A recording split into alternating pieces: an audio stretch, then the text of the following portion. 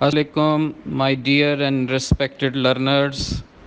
آج daily reflection میں آپ کو لیے چلتے ہیں سچ ٹی وی پروگرام میں، جہاں کرپشن پر میں نے کچھ باتیں کی، تو آئیں دیکھتے ہیں کیا باتیں ہوئیں۔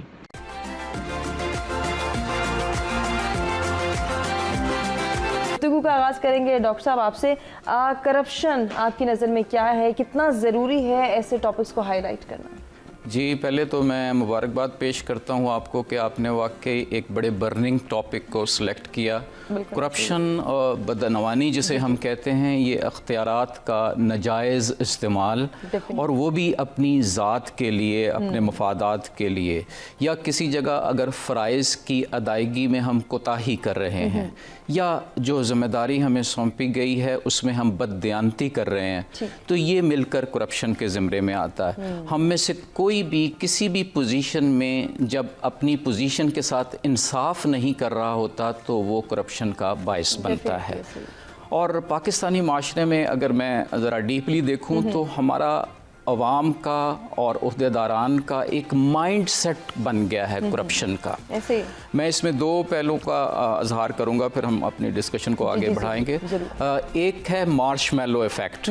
مارش میلو ہم سمجھتے ہیں کہ آسٹریلین وہ ٹافی تھی، تو ایک ٹیچر نے اپنی کلاس کے سامنے وہ ٹافی رکھی اور اسٹوڈنٹ کو کہا کہ آپ نے 10 منٹ تک اس ٹافی کو کھانا نہیں، میں ابھی تھوڑی دیر بعد آ کے بتاتا ہوں۔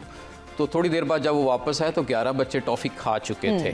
تو اب اس نے آسٹریلیا میں اگلے 30 سال تک ان 11 بچوں کا ڈیٹا چیک کیا، تو 30 سال بعد جب اس نے جا کر ان لوگوں کو دیکھا تو وہ 11 بچے کسی نہ کسی کرپشن میں، کرمنل ایکٹیویٹی میں انوالو تھے۔ اس کو ہم کہتے ہیں مارش میلو ایفیکٹ، جو ہمیں اس طرف ہمیں روشنی ڈالتا ہے کہ کسی بہت چھوٹی سطح پر ہیومن مائنڈ سیٹ کرپٹ ہو جاتا ہے۔ دیکھیں، اس کی میں ایک چھوٹی سی مثال اور دوں گا۔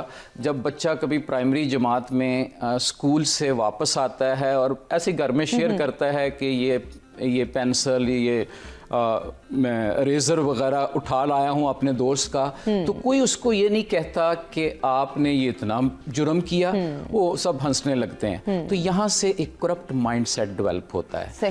تو یہ میں نے بات کی ہے مارش میلو ایفیکٹ کی۔ دوسری اس میں اہم بات جو کاز کر رہی ہے وہ ڈیمانسٹریشن ایفیکٹ ہے۔ ہم کہتے ہیں جی اے پرسن بھی کرپشن کر رہا ہے تو میں بھی کروں گا، کیونکہ بہرحال چونکہ میرے ساتھ کرپشن ہو رہی ہے، میرے ساتھ ہاتھ ہو رہا ہے، تو میں بھی پھر اب ہاتھ کروں گا۔ میں نے کاؤنٹر کرنا ہے، جو میرا نقصان ہوا ہے میں اپنا نقصان کہیں اور سے پورا کروں گا۔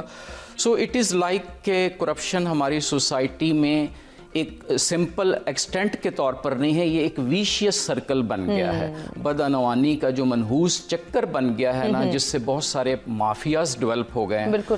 تو اس کو ہمیں اس اینگل سے دیکھنا ہے، یہ بہت سادہ سا پرابلم ہے، ضروری ہے، اور اس کی بہت ساری وجوہات ہیں جن کو ٹریگر آؤٹ کرنا بھی بہت ضروری ہے۔